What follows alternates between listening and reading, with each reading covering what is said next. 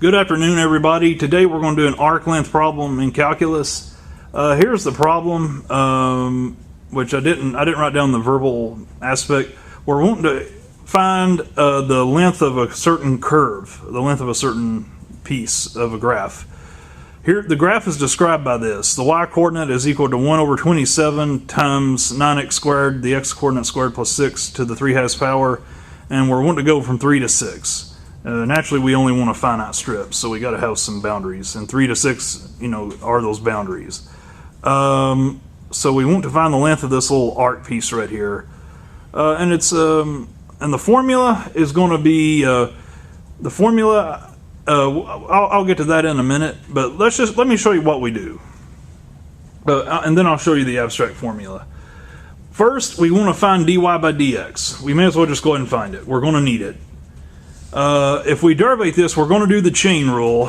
You'll have to recall what the chain rule is.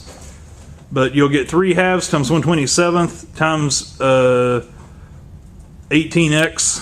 The 18x is from the chain rule, times 9x squared plus 6 to the 1/2 power. And that's by the power rule part. So we combine the chain and power rules. Now all this stuff cancels nicely, and we're just left with the x in front and the radical 9x squared plus 6. So that is my dy by dx. The x times radical 9x squared plus 6 is my dy by dx. Okay, but now we need to go a little further. We need to take dy by dx and square it. Now we're not doing the second derivative at all. We're just squaring the first derivative. There's two different things. So squaring the first derivative, we get x squared times ordinary 9x squared plus 6 without the square root, or the 1/2 power. And so we distribute the x squared through, and we get 9x to the 4th plus 6x squared, and that is the square of my first derivative. Now we're going to go one step further. We're going to take that and add 1 to that. And I'll show you in a minute why we do all this. So we get 1 plus dy over dx squared is equal to what we had before, the 9x 4th plus 6x squared, but we add 1. Now adding 1 caused something pretty nice to happen. It caused this polynomial to turn into a perfect square polynomial. That's always nice. So we have a perfect square polynomial. It's the perfect, this 9x 4 plus 6x squared plus 1 is the perfect square of 3x squared plus 1. So there's that. So that's 1 plus the square of my first derivative. Again, that's not to be confused with the second derivative. Okay, now we put all that under a square root hood. We do the square root of the whole Monty. 1 plus dy by dx squared. Now, but hey, remember, since this is a perfect square polynomial, we're just doing the square root of 3x squared plus 1 squared. So that's just 3x squared plus 1 itself. Okay, without any squares or anything. So there's that. That was really nice. And we only take the positive version. X is positive. We're only interested in the positive version, so positive 3x squared plus 1. And then you turn around and you take that and you integrate. Remember, we were going from 3 to 6. That was the problem statement. So we integrate from 3 to 6. And we integrate the 3x squared plus 1 that we got, dx.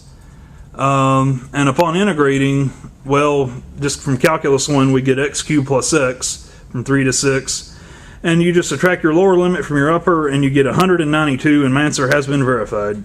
So 192 is the length of this particular arc piece described by this equation on this boundary, the two boundary points from x equals, or the boundary established from x equals 3 to x equals 6. So it's the length of that arc piece, 192.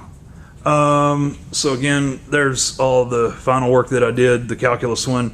The last step that I did was I integrated from my limits the square root of 1 plus the first derivative squared dx. Now let me generalizing what I did. I broke into little bitty pieces one big main idea. Now I didn't want to throw this at you right away. Here's the abstract formula.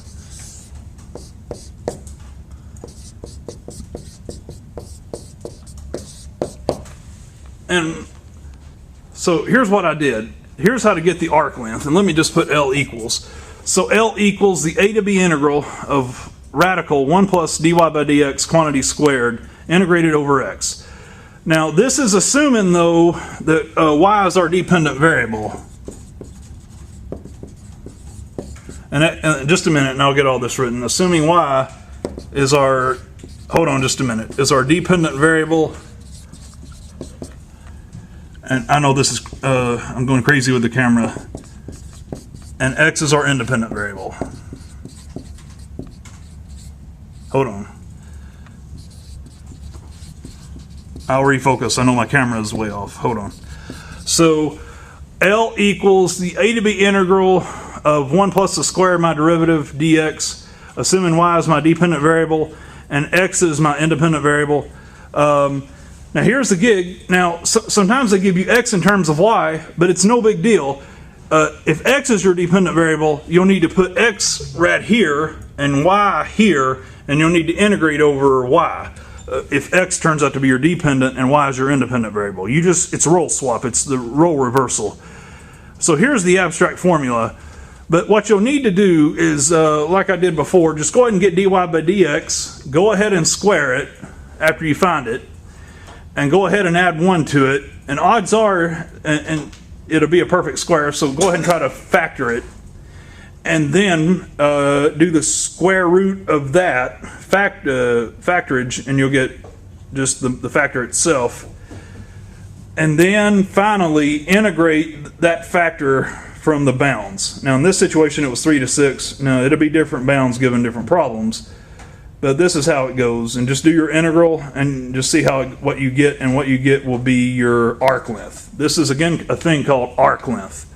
It's the length of this graph piece right here. I hope this helps. Thanks.